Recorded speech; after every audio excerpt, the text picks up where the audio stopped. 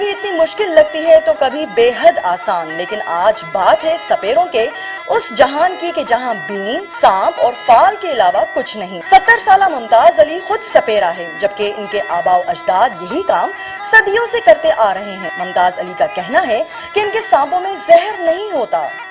سانپ کئی ایسے ہوتے ہیں جن میں ہم زہر نکالتے ہیں، کئی ایسے سانپ ہوتے ہیں جس میں زہر ہوتی بھی نہیں ہے، کئی ایسے سانپ ہیں جو ہمارے کڑے کو مانتے ہیں، دستگیر محبوب سبحانی کے کڑے کو، کئی ایسے سانپ ہیں جو نہیں بھی مانتے ہیں۔ جو نہیں مانتے ہیں ہم ان کے دانت نکال دیتے ہیں۔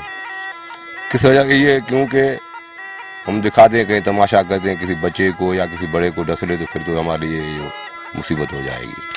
آج وزیر آباد گاؤں کے یہ سپیرے چھٹی پر ہیں، نہیں تو روزانہ یہ لوگ سانپوں کا تماشا دکھانے کے لیے دوسرے شہروں کا سفر کرتے ہیں۔ آج چھٹی ہے تو سب مل کر بین کے سر پر ناچیں گے بھی اور دوسرے لوگوں کی قسمت کا حال بھی بتائیں گے۔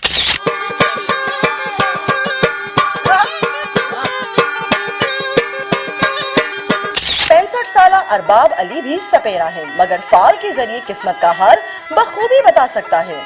ڈھارے جو مطلب یہ ہوں جو ہکڑو ہوں ابجدی حساب، ہکڑو ہوں جنتری حساب، اساں جو یہ جنتری حساب ہے، پو ان جو حساب کھوڑو کرے ان کے بدھائینا، پو اللہ کندو جو ان جو مقدر بھی کھلی ویندو اور ان کے بالکل صحیح معنی پار بھی لگندا۔